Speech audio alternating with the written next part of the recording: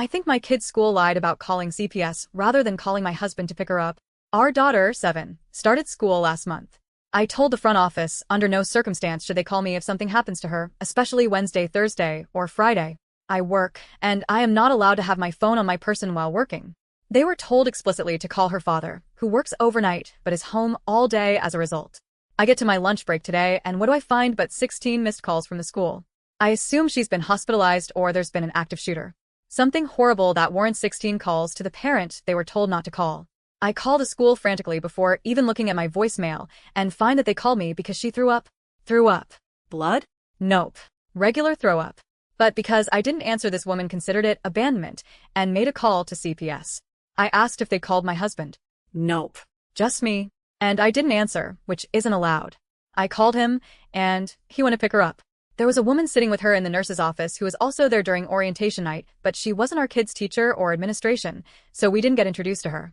As soon as my husband got there, she scurried off, and when he asked the woman at the front desk who she was, she reiterated that she had called someone about your wife abandoning your daughter, and told him if it happened again, it would be a lot more serious, and we should consider making sure mom's always there when her kid needs her.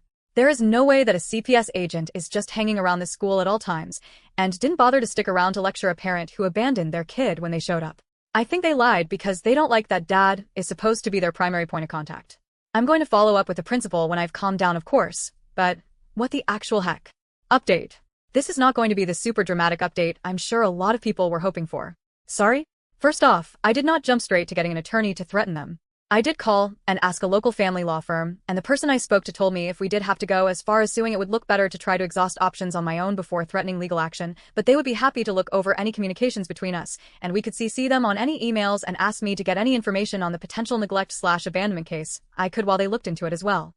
I started by sending a follow-up email to the principal and CC'd the superintendent and law person on it, asking for confirmation that they had checked our file for who to call, more details on who exactly was spoken to at CPS, any case numbers, and the name of the person who was sitting alone with my sick daughter, and did not speak to my husband or identify themselves.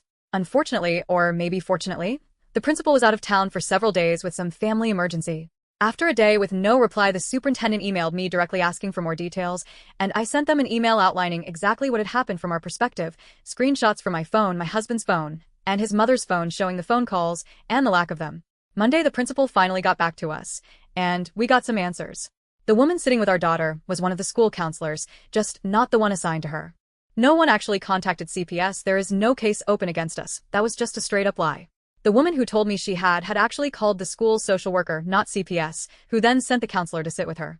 Instead of, telling her that was ridiculous or going himself. The counselor claims she was under the impression that she was just keeping our daughter company until the parents arrived, since there was no nurse that day. But if that was the case, she should have at least said hello, right? And I'm not sure if he was supposed to tell me this, but apparently this is not the first time they've had issues with how she responds to fathers or male caregivers in general. Which I want to know. If that's the case, why didn't anyone do anything about it before? What the hell? As of now, she's been suspended pending investigation. Obviously, these aren't all of the details, but this is the gist of it.